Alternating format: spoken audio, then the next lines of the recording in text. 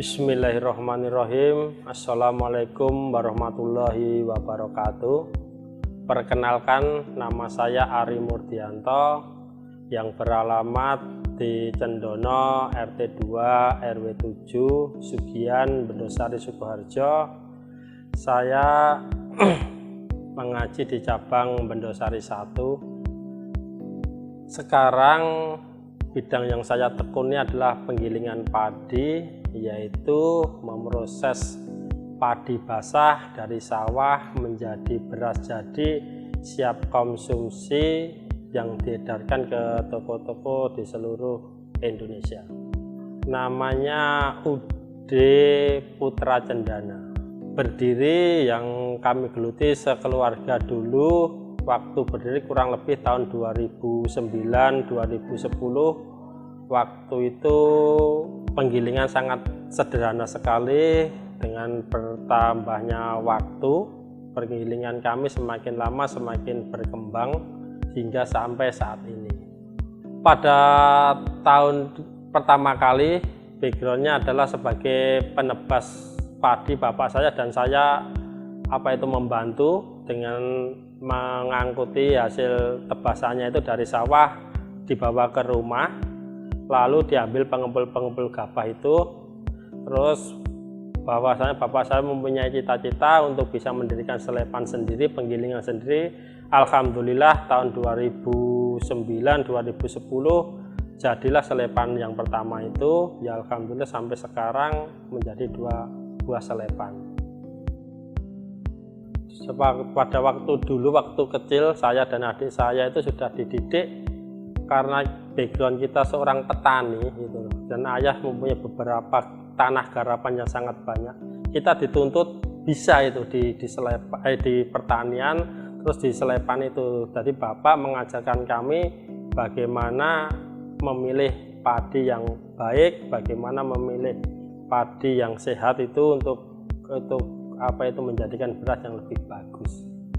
Ya, secara tidak langsung waktu dulu itu saya sudah menggeluti sejak dulu bagaimana gabah yang sehat, bagaimana gabah yang super itu insya Allah kita sudah tahu, sudah kita pahami.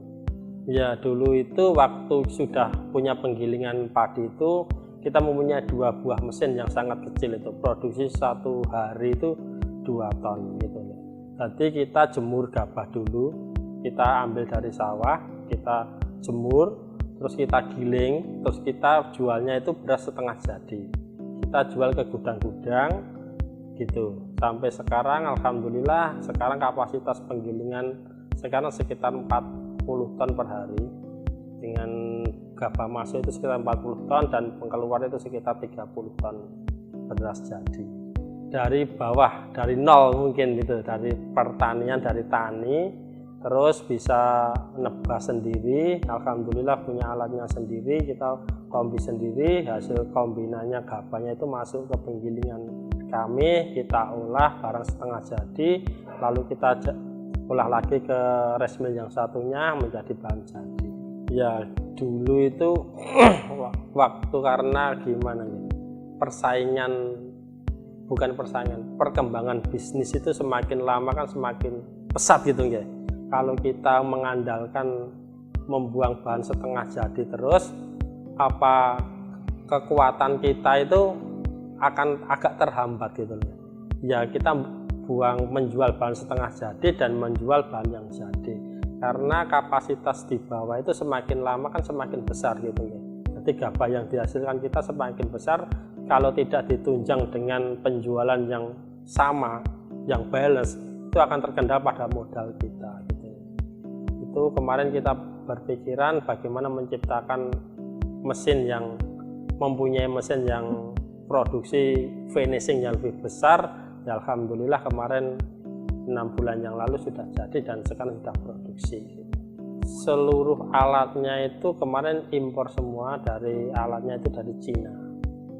Karena yang dari Jepang agak sedikit mahal, tapi kita ambil semua dari Cina gitu.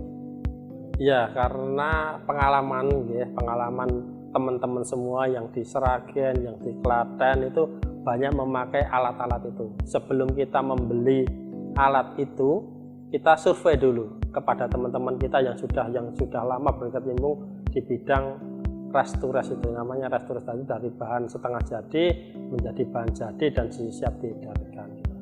Kita tinggal lihat saja sana mesin mana yang bagus, kita mengikuti gitu. Harga, kalau soal harga itu bervariatif ya Mas. Dari 4 mesin, yang pertama poles batu 2, finishing, sorter itu untuk pemilah dari gabah, beras kuning itu ya kurang lebih ya 2,5. Kalau situasi pasar memungkinkan itu sangat enak dan enak sekali, karena kita sudah tidak pusing dengan produksi, karena produksi kita sudah besar, mesinnya sudah enak. Tapi terkadang kita terkendala pada di segmen pasarnya gitu. Terutama pada saat ini ketika panenan itu sempit, panenan itu sudah agak sedikit, terus ketika harga gabah itu tinggi, tapi yang di pasar khususnya di ibu kota sekarang pemerintah baru mengeluarkan impor, itu kan harga harusnya naik tapi tidak bisa naik. Itu kendala kita dari sini, dari segi pemasarannya. Kalau kita itu jenisnya itu banyak Mas, tapi kita kategorikan, kita penjualan sekitar 4, ada 4, yaitu premium, medium super, medium, dan beras sayur. Kalau kelasnya yang premium itu bulir patahnya itu di bawah 5%, jadi hampir semua itu bijinya utuh semua. Kalau medium super itu sekitar 10-15% bulir yang patah. Terus medium yang ketiga yang biasa itu sekitar 25-30, dan sayur itu beras yang hampir bulir patahnya itu sebagian. Ya, insya Allah untuk kelahnya itu sudah bisa, karena kita sudah ada penyaringnya, itu mesin penyaring untuk mengetahui berapa persen broken yang dihasilkan.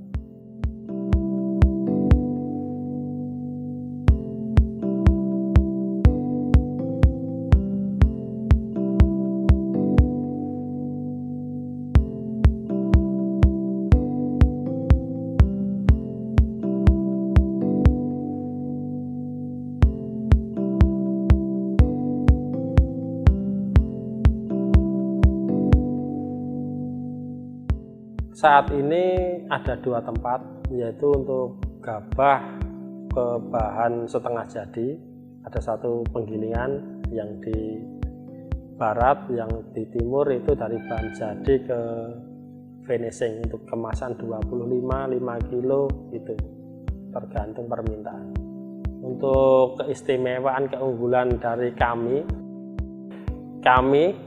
dari gabah KS, jadi dari gabah fresh dari sawah itu kita kombi sendiri, kita masukkan open.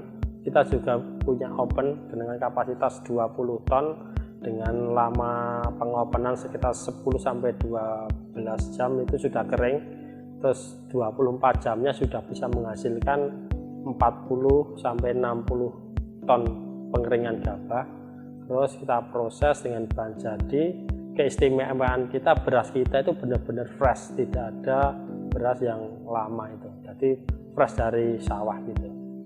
Kalau panen sekitar Sukoharjo, saya dan adik saya itu turun langsung ke sawah gitu ya.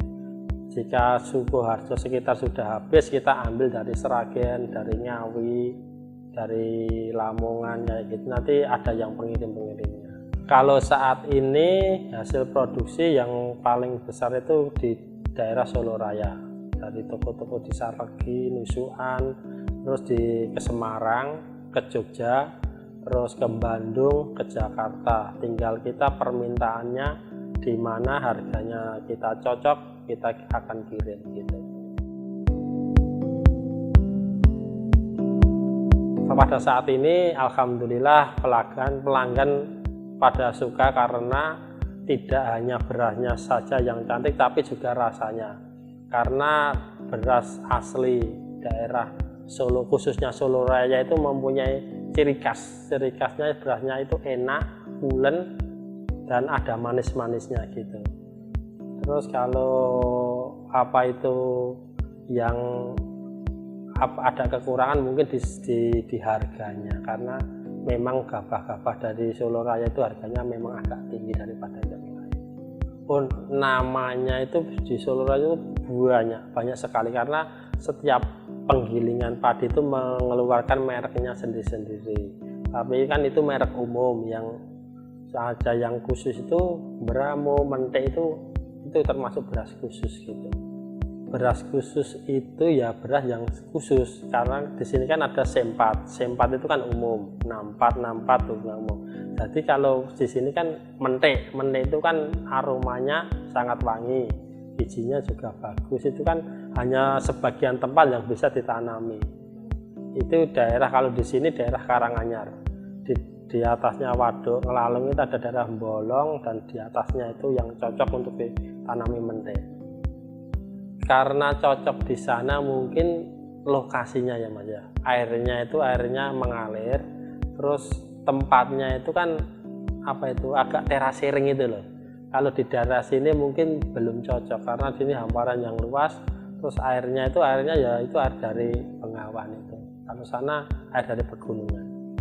Saat ini kalau di sana total sekitar 13-15 karyawan. Pembagiannya mana yang kosong jadi sih, yang terutama yang kalau pagi ke barat dulu, nanti terus ketika kita sudah distribusi barang setengah jadi ke timur, kita bareng-bareng ke timur gitu. Jadi ke timur mungkin cuma butuh 3-4 karyawan.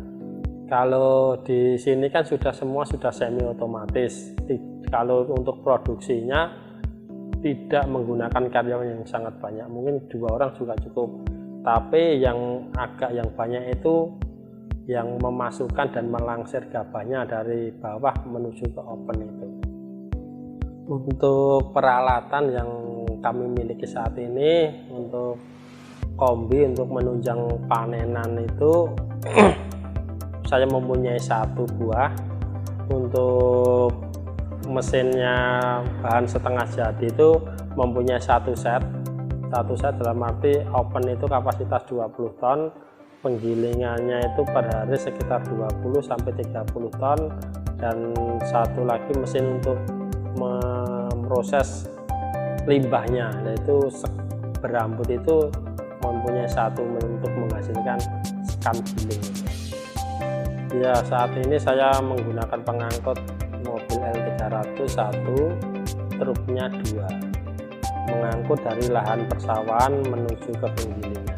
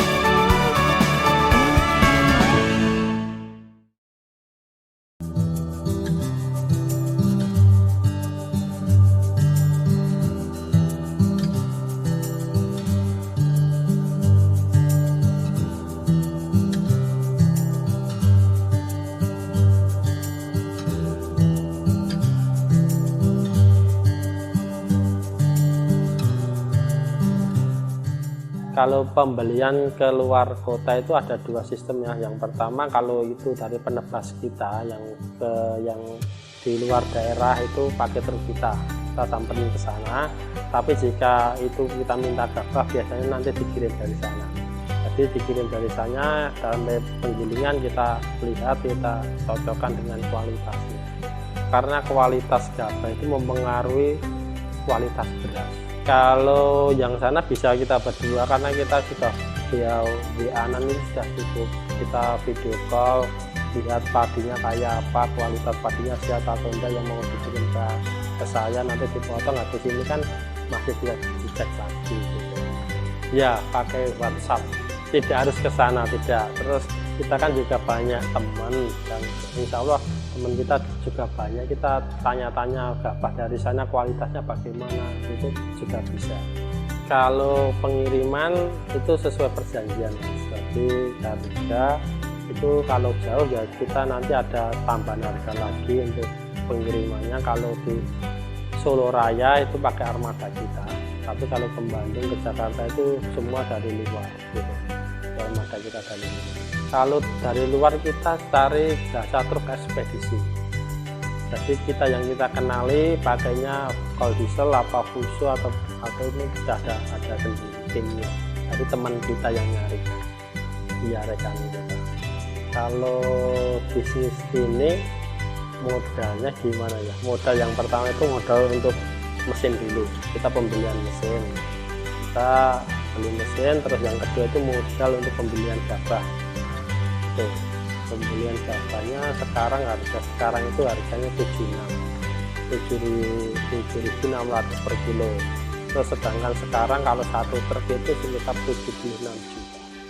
Dulu itu waktu belum mesinnya yang sekarang, waktu itu satu truk itu prosesnya 3 hari. Jadi satu truk itu kan dulu belum ada open, itu yang kendala itu dalam jemuran, dan jemuran satu truk itu membutuhkan tenaga yang sangat banyak. Jadi prosesnya ya manual, kita sorok-sorok, apalagi pada musim penghujan itu kita habis di produksinya kita gitu. Open ini kan juga baru-baru saja. Dulu open di daerah sini kan agak pertama kan dari tempat saya juga ya, dari Jawa Timur itu dulu. Itu namanya dulu bed dryer, tapi sekarang vertical dryer. Untuk penggilingan saya ya apa kiwotengen katakanlah, itu alhamdulillah bisa menyerap tenaga yang sangat banyak, karena tidak hanya di penggilingan saja, karena di lahan itu juga saya kan sama adik saya itu juga butuh yang manual, yang pokok yang lahannya itu jeruk, itu kan tidak bisa dikombi. Maka sehari kalau di total semua dari lahan sampai penggilingan itu hampir 60 orang yang kerja di sini gitu loh. Karena kan ada tim yang ngaret itu loh, dan yang pemanen secara manual itu. Ya, alhamdulillah ekonomi bisa jalan gitu. Iya, karena timnya kan ada di lapangan. Lapangan itu juga ada timnya, itu yang ngurusi di tebasan-tebasan di padi-padinya itu. Jadi timnya itu ada yang cari padi. Jadi nanti dilihatkan dulu, Mas ini mau dijual saat ini rekan sampai apa itu masuk enggak. Kalau masuk ya masuk Mas, itu tim 1. Tim 2 yang ngurusi ketika kita mau motong kombi itu mau dipotongkan di mana, yang ngaret mau ngaretkan di mana, itu tim yang kedua. Terus yang tim ketiga, setelah semua itu sudah diproduksi, kita tim yang mengangkut gabah dari sawah ke selepan. Itu terus dari selepan ada tim yang itu produksi. Terus habis tim produksi setengah jadi, ada tim yang membawa itu bahan jadi ke finishing, ada yang finishing, terus ada yang penjualan. Produksi padi di Sukoharjo sebenarnya agak gimana ya, kalau saya pelaku di bawah, selepan di Sukoharjo itu sangat sedikit, mesin-mesinnya kurang modern kayaknya gitu ya, masih agak di bawah, karena panenan Sukoharjo itu mesti larinya ke Sragen. Banyak gabah yang lari ke Sragen karena kapasitas penggilingan khususnya di Sukoharjo itu agak belum mumpuni gitu, masih banyak yang keluar kota. Kalau di Sragen itu mesinnya besar-besar semua. Kalau prospek ke depan, kalau penggilingan itu harus bisa juga cari padinya Mas, karena intinya di penggilingan itu gabah yang masuk ke penggilingan gitu. Kalau gabahnya itu A, insya Allah masih ada untung, tapi ketika dia mendapatkan kualitas gabahnya itu kurang yang diinginkan, itu pasti agak berat, karena kan semua harga padi di lapangan itu semua hampir sama. Kalau sekarang 75-76 itu hampir semua sama, tinggal kita cari kualitas yang terbaik, karena setiap penebas itu standar padinya itu berbeda-beda. Kalau impor beras itu antara setuju dan tidak setuju. Karena di satu pihak kita setujunya ya karena memang kalau tidak diimpor beras itu akan melesat tinggi. Karena apa itu produksi di dalam Indonesia ini, dalam negara ini kurang. Tapi kalau tidak jika diimpor, berarti dampaknya pada penggilingan ini. Karena panennya sangat terbatas, harga gabah itu tinggi, tapi penjualannya itu tidak bisa tinggi karena di toko-toko itu sudah ada beras-beras yang sudah diimpor itu. Kalau kualitas sebenarnya beras dalam negeri itu unggulan. Tapi apa daya ketika yang diimpor itu dimasukkan dengan toko-toko besar seperti di Cipinang itu. Semua penggilingan yang arahnya ke sana, berarti berhenti ya. Jadi ketika berhenti itu dia tidak melakukan pembelian. Jika gudang itu yang masuknya ke Jakarta itu tidak pembelian, otomatis harganya itu akan turun. Kalau tipsnya ya banyak-banyaklah belajar, banyak-banyaklah teman di usaha ini. Karena apa? Karena informasi dari teman setiap daerah itu berbeda-beda. Apa kemajuan ini kan berkat informasi, karena kita tidak tahu bagaimana keluarnya gabah di suatu lahan. Jika kita belum mencoba ya otomatis kita tanyalah teman kita. Jadi perbanyaklah relasi di bidang usaha ini.